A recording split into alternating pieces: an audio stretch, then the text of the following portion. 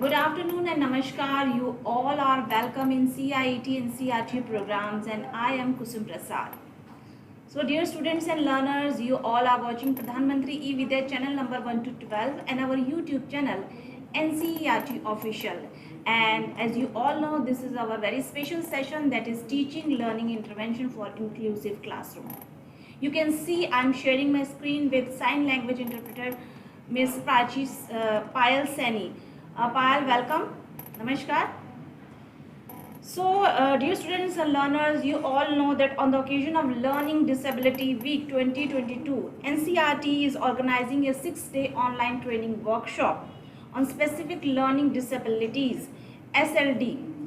And today is the 5th day of this online training workshop, and tomorrow means 25th June, Saturday.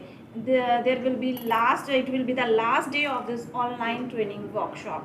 So you all can register for this online training workshop, and the link is flashing on your TV screens, and you can also join through the link provided in the description box of this program. So dear student and learners, the tomorrow means 25th June, Saturday, we are going to open this quiz based on this workshop, which you can submit your entries till 1st July. And whosoever will score 70% and above will be provided and given a certificate from NCERT. So let's start our today's session, and in today's session the topic is this SLD, specific learning disabilities, and our expert is Dr. Indumati Rao. Welcome ma'am. Namaskar. Ma'am is Regional Advisor CBR Network. So viewers and learners, if you have any queries, any questions, you can send your feedbacks on our toll-free number, that is 8800440559. The phone number is flashing on your TV screens, and you can also email on our email IDs. It is also showing on your TV screens. And you can also drop your messages through the live chat box of our YouTube channel, that is NCERT Official. So let's start our today's session, learners. As you all know, our today's topic is this SLD, specific learning disabilities. We all know that each and every child is very special and very unique. We cannot compare one child with another because everyone have special qualities. So my very first question is, ma'am, do all the children in the classroom learn at the same speed? Yeah, thank you. What a fine way to start this session on specific learning disabilities. At the outset, I would like to thank the NCRT and the channel which we are now sharing, which is really trying to throw a lot of light on specific learning disability. As you can see the bulb on the screen, we are trying to throw a lot of light, and at the end of the debate and discussions, I'm sure we are going to generate a lot of light and not so much heat on specific learning disabilities. The first question that is raised by the anchor, whether children learn at the same speed, the answer is very simple: no. Each child is very unique, and this uniqueness comes from two aspects. One is the pace of learning, PACE, and the potential that is there in every child. So each child is unique, and each child needs unique approaches in order to learn. And this uniqueness lies in the pace of learning, and you can also call it speed, and the potential that is inherent. The what really happens with children with specific learning disabilities? We have to really look at specific learning disabilities from a very broad angle, from with an educational perspective. That is very important. Like how children, students or teachers would know, parents or teachers, that the child has a difficulty, because most of the difficulties are quite common. I would say that It could be children who need repetitions, children who lack concentration, children who do not like to go to school. I think many children may not like to go to school and not interested in class, sleeps in class, troubles other children, fails in test exams, forgets. I'm sure, dear teachers, you must have come across a large number of children with one or more than one manifestations of the issue.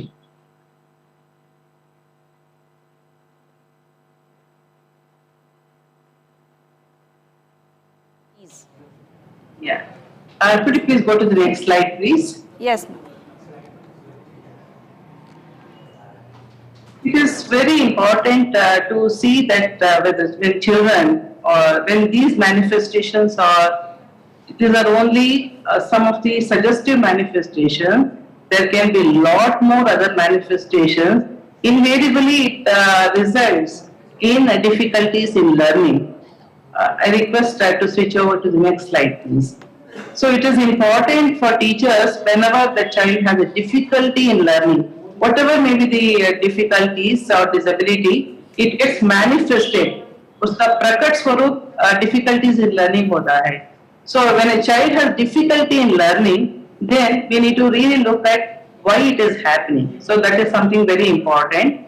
And we have to really look at these difficulties, and these difficulties could be, maybe due to specific learning disabilities, and may not be due to specific learning disabilities, due to entirely different factors. So it becomes very important for us to see that, understand the very concept is whether we have our classrooms, whether it is friendly to all children, whether it is child-centered, whether we are respecting the individual pace and potential. These are some of the questions as a teacher we would be asking ourselves, and this stems from the concept or the principles of equitable inclusive education. I'm sure you must have heard about this in from NEP in chapter 6. We talk a lot about equitable inclusive education. All that it means is, don't try to give more tailor-made government for children rather than going for ready-made governments and expect children to fit in. So it's very important to make those changes to help children, and whatever may be the reason, for experiencing a difficulty in learning. Thank you. Thank you, ma'am. Ma'am, what are the issues and challenges in identification of specific learning disabilities? I request to move to the next slide, please. See, UNESCO puts it in a very clear way that any child may experience a special need or a diverse need during the course of this education years, and it could be for short term, it could be for long term. So it's very important to understand from that perspective, and it is very important to identify specific learning disabilities without really looking at the aspects that is related to something which is more related with the medical assessment. And I strongly feel that teachers are not trained for assessment, so let us not attempt or make come to conclusion on specific learning disability if a child has any one of those problems which I have shared already. So let us leave that to a pediatrician or medical professionals to do it. So it's very important for us on how do we really identify. That becomes very important, and these identifications comes again from the need for a child to learn and cope with the classes and the learning outcomes that is expected for each class level. So we need to really look at more hand-holding support. And again, teachers, I want you to remember, I'm sure you all know the Boatman and Pandit story. Though the Pandit knew all the Vedas and Upanishads, everything, but Boatman, when I asked whether Panditji, do you know swimming, he said no, and he got drowned. So it is very important to understand and have that humility that none of us are perfect.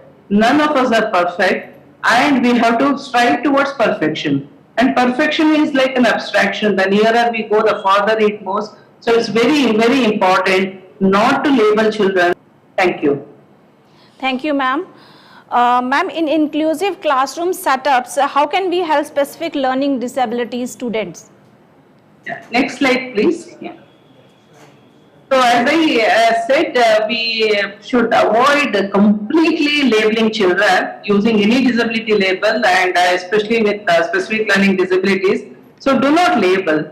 You can label jobs in the kitchen, but not children in the classroom. So if you don't label, okay, when you are in doubt, the best people to decide whether the child has specific learning disability or the interventions that is required is certainly the professionals, and just refer them to your pediatrician, to your doctor at the PSC or CSC at the district hospital level. Let them see, don't come to conclusion, that is very important.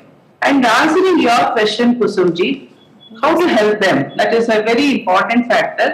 Please move to the next slide. If you understand what are the issues, then helping becomes a little easier. So the issues could be a lot related on assessment, which teachers are not trying to do the medical aspects of the assessment, but the educational assessment is certainly linked with the learning outcomes and the difficulties, and looking at our own pedagogy and the innovations in classroom, which I'll be sharing more in detail in the next slide. So we have to focus on improving the quality of learning through a universal design and through tailor-made curriculum, which takes into account the diverse needs of each learner.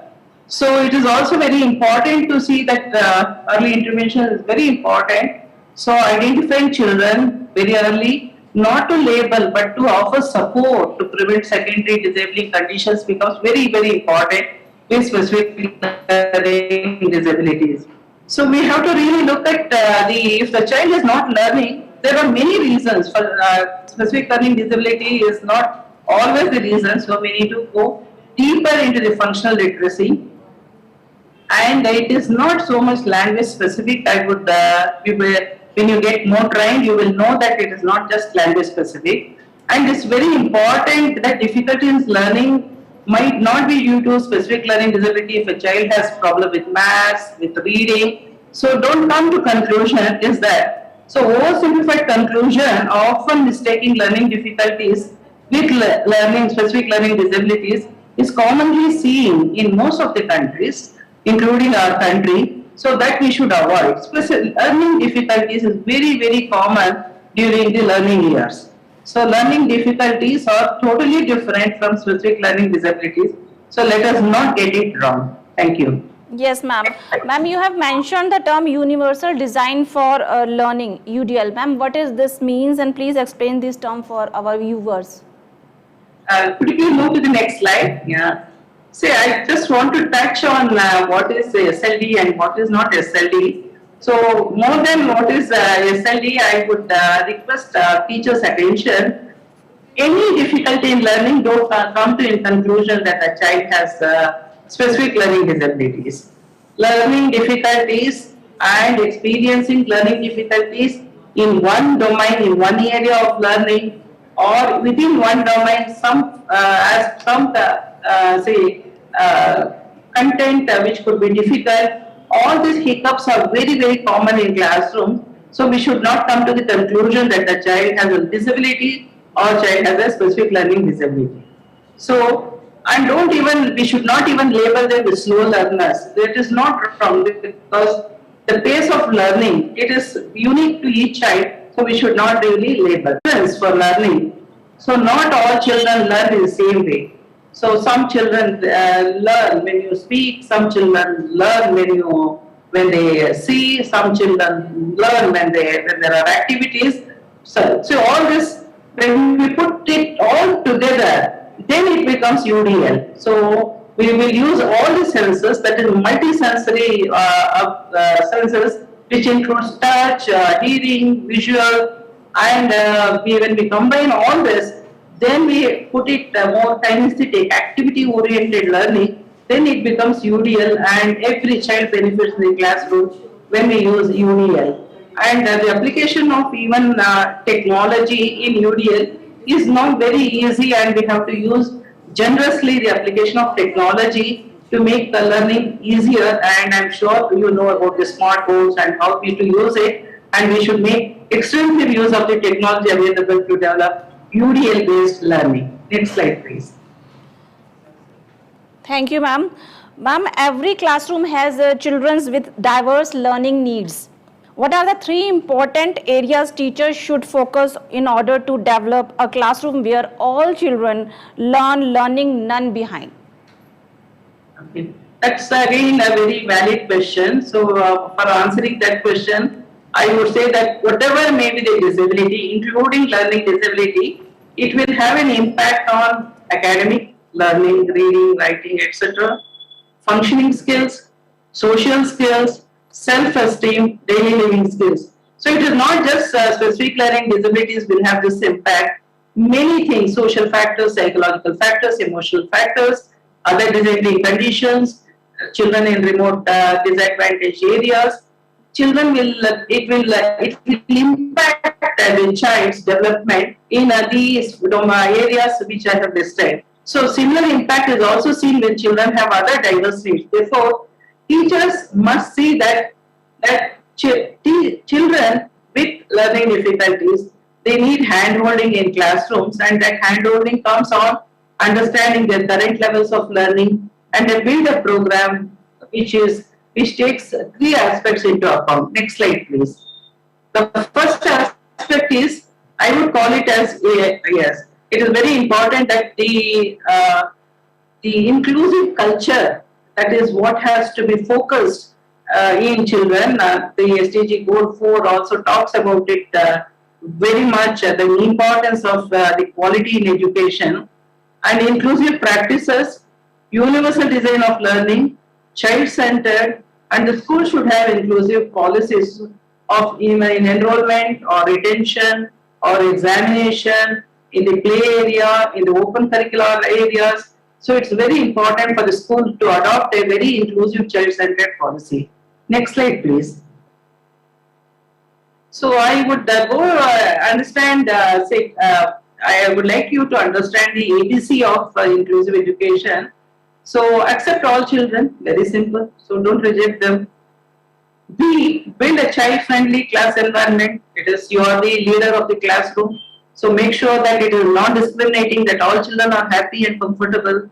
C, count on success and share good practices and grassroots level initiatives so that you can motivate parents, you can motivate the panchayats, local bodies on children with disabilities can also learn. All children can learn, including children with disabilities. When I say all in I also try to put it in capitals because the entire inclusive education focuses on all children, not children with disabilities. Sometimes teachers have misconception about that. So inclusive education is not just meant for children with disabilities, it's meant for all children and with the focus for children who are socially, economically disadvantaged. Next slide, please. Yes, ma'am. Ma'am, can you share few characteristics that we may see in classrooms but may not necessarily belongs to SLD, special learning disabilities? I have already shared that difficulties in learning is one characteristic. Difficulties in social adaptive behavior and coping. It could be a child sleeping, it could be a child who is not interested, or it could be a child who is troubling other children, short attention span. All this can be manifested in classroom, which a teacher generally observes. It says it is this child is very difficult to manage, or this child is not able to learn. So they do use different words when child has a problem. Any problem with SLD gets manifested in social adaptive behavior and in learning. So if we really take these two into account, teachers can identify very easily. Yes, ma'am. Ma'am, I want to know what is global knowledge on specific learning disabilities, SLD, and what in UNESCO think about this? Thank you. See, the specific learning disabilities, though we didn't spoke about it much before 2016 when the Rights of Persons with Disabilities Act was passed. Earlier, we did not really look at it as a disability. But as I know, NCRT always looked at the difficulties of children with specific learning disabilities way back from 90s. So we have seen that in some of the schemes called IEDC and IEDSS, we have seen children with specific learning disabilities. So every country has its own quota of children with different needs. I would call it as diversity of creation rather than looking at problems in children. So this diversity is there to enrich the society, enrich the classroom, so that people understand the need for to be compassionate, to understand other children's need, and also it gives, like I said, every child has some diverse need or special need. So it is very important to see from that angle. UNESCO puts it in a very beautiful way, saying that a professor who shines in a faculty party can be very stupid in a dinner party. That is one global understanding where we say that no one is perfect, or there would be some deficits. The other aspect, what the UNESCO again says very clearly, is that any child may experience a special need during the course of their educational years. It could be for short term, it could be for long term. That is the second important understanding. The third, I would quote here the UNICEF, like if we address the issues very early, we can prevent a major secondary disabling conditions. So delays in identification, delays in supporting in classroom causes a lot of say difficulty for the child and also for the country, because we need to spend a lot of money. So stitching time saves nine. So the global understanding really looks at moving from medical model to educational model, from disability view to curricular view. This is the sum of the key essence which I want the teachers to remember. Thank you. Thank you, ma'am. Ma'am, can you share your highlights, what you have talked about so far? Will you please say go to the next slide, please?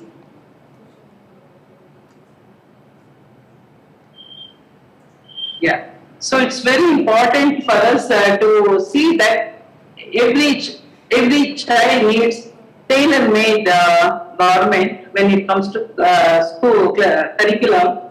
So having one curriculum for all children and not addressing the diverse needs can do a lot of damage to children. So it is very important for children with specific learning disabilities to see that they get the individualized curriculum and the learning outcomes where they will start from what they know and move on to what they do not know, and respect the pace of learning. Something is very, very important, and it is very easy for teachers to manage, to follow the ABC and accept children, help them adopt a universal design of learning, and don't label children. And if you are in doubt, send them to your local doctor and a pediatrician is something which I would be sharing with you. And also to look at inclusive education as a process, not a project, and keep trying and share your good practices and creative activities, what you do with other teachers to get motivated. So universal design of learning, you have to look at in an Indian context, especially 76% of our children, they live in rural areas. It's very important for teachers to innovate what we can do with the materials available in the villages, especially with the universal design of learning. So come up with the new ideas, that is how we can find a solution to many of the issues which I have raised. Yes, ma'am. Ma'am, how will students show what they have learned? Okay. See, how do we know when they learn? That is again something which, if you look at the NEP, we are talking about quality. If you see Sustainable Development Goal 4, we are talking of quality, and quality is very much related to quality of learning. So how do we know when the child when the child is learning? There are two aspects. One is that every child has two ages. One is a chronological age, that is the age that we calculate after date of birth. The other is the development age. So it is very important to see that we minimize the gaps between the development age and the chronological age, and we have to see that the child is learning at the class appropriate levels. And you can refer to NCERT learning outcomes and see that where the child is and focus on what the child has learned instead of just teaching. So it should be more on outcome and result based. Then we would know that whether the child has learned and whether the child has achieved. And you need to really look at various things, that the learning is consolidated, learning is generalized, learning is applied. So all that is very important for children with specific learning disabilities. So is for all children, so that children, they don't stay in the runway of learning. The plane is able to take off. So it's very important to give a wide variety of experiences, which is very, very important for children with specific learning disabilities. Yes, ma'am. Thank you, ma'am. Ma'am, what kind of activities, skills, material and resources will lead student to achieve the learning objective? I think we have already touched upon that. Talk about it's very important to have the multisensory approach. That is very, very critical. Universal design of learning, that is very important. Of course, these terms may sound just like broad terms for teachers who are listening to this program. So we have to go into the details, like in every class, in every session, we have to see that whether we are using all the multisensory approach for children to learn. So we have to really look at very seriously if we are using just talk and chalk method, to go more with activity oriented, project based, using technology like, and use also new technologies like Alexa and other aspects which are very handy. So we have to really use combine technology and also local wisdom. So local wisdom, I would say that project-based learning can really help children, and hand-holding is what is required. So I'm sure we are going to have these sessions. We will be sharing more of these skills later. Yes, please stay on that slide. Please go to the slide, yes. I want teachers to try to join these 9 dots. So when you try to join the 9 dots, you will realize a lot on our own potential. And what do I want my students to know, to understand, to be able to do? A teacher should have crystal clarity on this. So for that, you have to really go to learning outcomes and make task analysis, make simple steps, and see that we have to have a clarity on the roadmap for each child, that what child has to learn. It is also known as an IEP, Individual Educational Plan. So we should be very clear, because learning, as you all know, it is from known to unknown. So we should know the baselines, the current levels of children, what they know, and then move onwards in planning. And what kind of activities, like to help them, what kind of resources. All these questions a teacher should ask, not alone. I know that, as I said, none of us are as good as all of us. Have discussed with your colleagues and come up with solutions. I'm sure when we work together, a lot can be achieved. Thank you. Yes, thank you, ma'am, for today's wonderful session. Thank you. Thank you very much. I'm sure we have kindled the bulb which I have shown in the beginning, and I think there's a lot of light. Could be some heat also. What is this saying? No, what is that I can do in my classroom? How do I help children? Why should I work, with children with special needs or disabilities? These are the questions that may come to the class teacher. But teachers, please remember, all classrooms are mixed ability classrooms. Children are already there by default or by design. So in every classroom, in every nook and corner of this world, there is no classroom with one type of children. So it is a mixed ability one. And children with, diverse needs are already included by default. And it is our duty and our responsibility to ensure that they stay, they come to school, they learn, and they excel. And that is the purpose of the entire workshop today. Thank you very much. Dhanyawad again. Thank you, ma'am.